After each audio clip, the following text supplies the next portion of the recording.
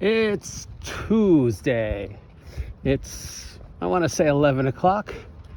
The sun has decided to sort of come out here at Site B. It feels like it might be a nice day.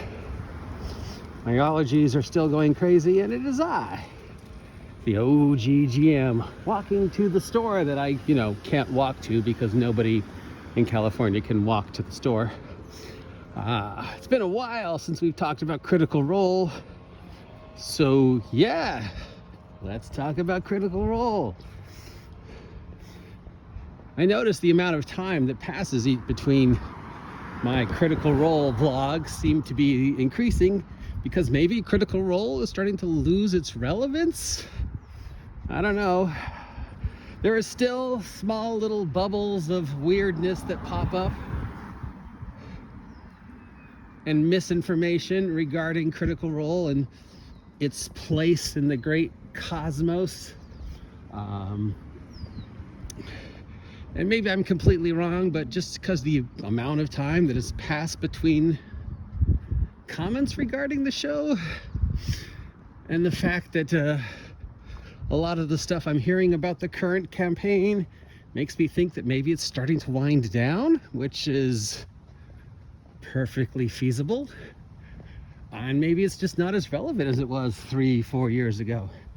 Okay, so we're going to address some Critical Role rumors. And obviously I'm the last person in the world to talk about Critical Role because I don't watch the show. All right, I know very little about what's going on in the current campaign. I'm just responding to things I have read. It is very rare that I choose to defend Critical Role, other than my belief that the Critical Role fan base, good morning, is very hypocritical and hostile, though that even seems to be diminishing as well. All right, so first one, Matt Mercer is a billionaire. Matt Mercer has made $1 billion. No, not even close. There is some confusion, I think, between Matt Mercer as an individual and Critical Role Darrington Press as a organization. And the combined money that all the people have made on Critical Role is not $1 billion. It's not even close. Critical Role, the company, has made, what, $9 million last year? Which in Hollywood money is not a lot. And that $9 million was divided amongst multiple individuals, and a lot of that was reinvested into the corporation that is Critical Role. So pocket money wise, Mercer is not in the $1 billion club. Not even close. He's not even a multimillionaire. His checking account might be close to $1 million, maybe, but I don't think so. I mean, he's still, hi, random stray cat. Oh, those birds are angry at you. Oh, you're a big boy. You're a big boy. Hi. Hi, buddy. Hi. Oh, you big kitty. Look at you. Oh my God, you're gorgeous. Hi. It's okay. So yeah, Matt Mercer's not a billionaire. Critical Role has not made $1 billion. Critical Role is not a $1 billion industry. It's a $1 million industry, but of those millions of dollars, of the 9 million it made last year, of the 8 or 9 million it'll probably make this year,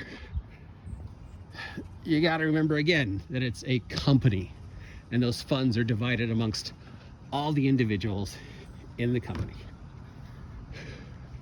So yeah, sorry, no, not in the billionaire club, not even close. Oh, hummingbird. Okay, number 2, something's going on between Sam Regal and Marisha, and there's hostility between Sam Regal and Mercer, and people feel that Mercer is being unfair to Sam Regal, and Sam Regal is leaving the show or left the show. Lizard, so many animals out today. And just all this hate on Mercer for treating Matt Regal like shit. All this hate on Regal for maybe he's boinking Marissa, and there was flirting, and now he wants to leave the show and whatever, and just it just amazes me how quickly the Critical Role fan base turns on the members of Critical Role when something either even vaguely questionable happens. So obviously none of us know what's going on in the personal lives of the crew. Whatever might be going on between Marissa and Sam Regal and Matt Mercer is none of our concern. They are all adults. They are all capable of taking care of themselves. They all have lives outside of the show. They all spend a lot of time together.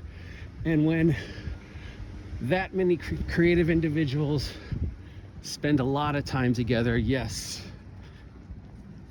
things can happen. Oop, doggo. Good morning. Morning. Good morning, dog. Oh, hi, buddy. How you doing? Is it any of our business? No.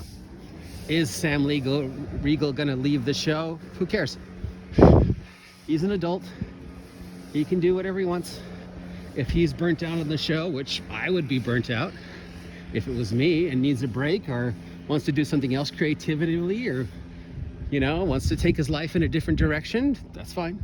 He's perfectly entitled to. He's an adult. He can take care of himself. Is his character being disruptive to what's going on at the table and causing adversity between himself and Matt Mercer? His characters have always been disruptive and on the fringe of acceptability, and always been combative, and forced Mercer to, as he said on more than one occasion, step up on his game. If you're gonna, as Mercer quoted, if you're gonna say you're gonna bring it like Sam, you need to bring it like Sam. So I'm sure after 4 years of all Sam's shenanigans, maybe Mercer is getting tired. Maybe he wants to go do different things. Maybe he's just getting burned out running, and it's reflecting on what we're seeing in the final production of wherever we're at in campaign 3. Again, remember, I don't watch the show. I'm just responding to what people posted based upon my knowledge of the industry, of just, a large group of people who are constantly around each other. Because remember, these guys not only game together and work together, often on the same projects, live in close proximity of each other, but they're constantly working on Critical Role stuff behind the scenes. Laura does merchandising, Travis does something else, Marissa does the accounting, from what I understand. So they've all got their fingers in the pot.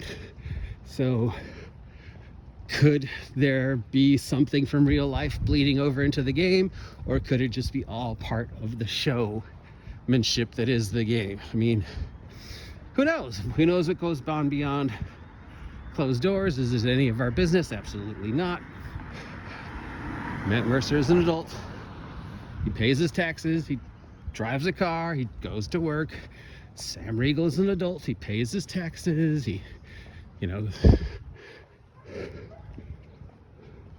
logs onto the interweb, eats breakfast. Marissa is an adult. She's fully capable of taking care of herself. Sam's fully capable of taking care of himself. Matt Mercer's fully capable of taking care of themselves. If the show is bogging down, it's because they probably all want, need, and deserve a break. Now, I think they should take a year off at the end of this campaign and just not do anything D&D related at all, other than contractual convention appearances. And then, in my humble opinion, in a perfect world, Mercer would release the Critical Role role-playing game and kick D&D 5e to the curb. I still think it's going to happen. A lot of people don't. I don't know. But they've spent a lot of time together. And a lot of what goes on at the table is probably starting to bleed over into the real world. Is there something going on between Marissa and Sam? Are people just perceiving it incorrectly because that's what their characters would do, and that's just because they're around each other all the time and they're really good friends? Is it all part of the show?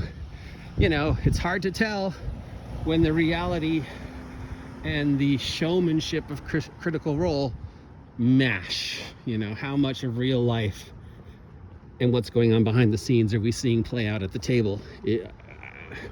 They should all take a break after the end of this campaign. You know, do other projects, just kind of, you know, take a refresh.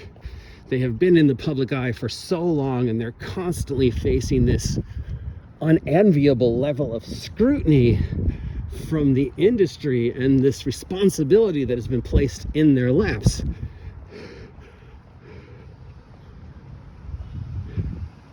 You know, somewhere on the line between, hey, wouldn't it be cool to put our D&D campaign on YouTube just cause giggles, and what Critical Role is now, you know, I don't think any of them could have predicted this level of influence and expectation and responsibility and media scrutiny and media awareness. It has just become bigger than a small group of individuals can hold. Thankfully, there are people behind the scenes that keep Critical Role alive as well, but we never know. We'll never know what's going on in the real lives. So if there is hostility between Sam and Mercer and Marissa, and it's being portrayed on Critical Role,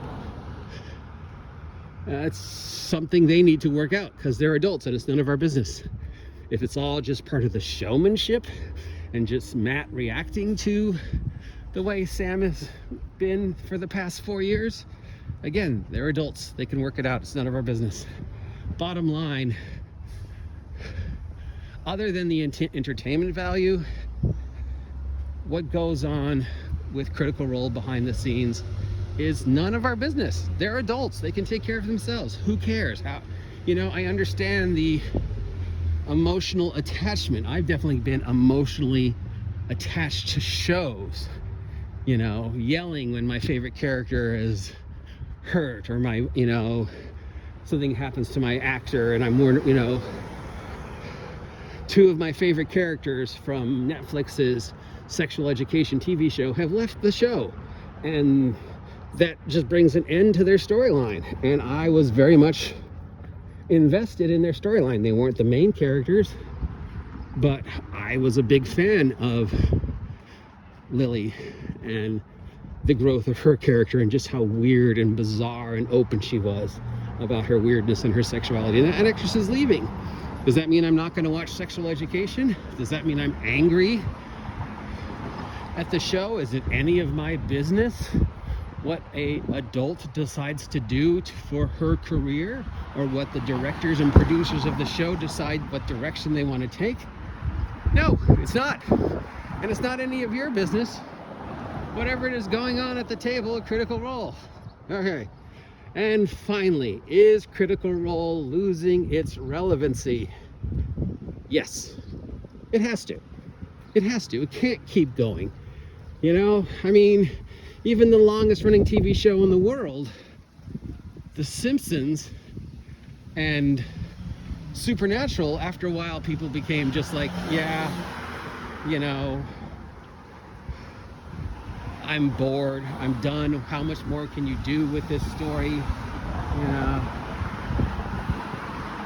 where are you gonna go now with Simpsons? Where are you gonna go after 13 seasons of Supernatural?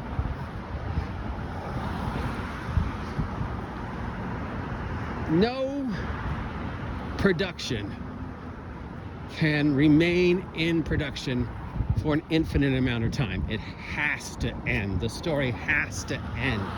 Critical Role has to end. Its relevance will continue to diminish simply because that's the way life works. D&D will grow and change. The fan base will grow and change. The individuals involved with Critical Role will grow and change. They may not want to do it anymore. And can you blame them, considering how much we shit on them? So is its relevance diminishing? Yes. Is it ending? Probably. Eventually. Should it end? Yes, absolutely. Not that my opinion matters, but at the end of campaign 3, I think they need a break, right? I mean, obviously they have contractual obligations to appear at conventions and do media scrims and all the other stuff that is involved with the industry giant YouTube Critical Role has become, but an actual production, an actual 4th campaign, no. I think they could take a year off. They're fine financially, and I think they all need a break. And if, you know, this kind of let's wait a few months and then shit on them again posts are all that is coming out of the fan base, then yeah, they should take a break. They deserve a break. Take a break, guys. You know, take a year off from D&D and then decide what you're gonna do. Because either Wizards of the Coast is gonna hook you in to shill 2024 6th edition and make you the banner carriers of 2024 D&D, or they're gonna kick you to the curb and focus their attention on somebody else to be the banner carriers on 2024 D&D, and you should be prepared to create your own game in response, because there's only 2 choices Wizards of the Coast can make in regards to 2024 and their association with Critical Role. Either suck them back in to another ironclad contract, or let them go, kick them to the curb and focus on something new and different, you know?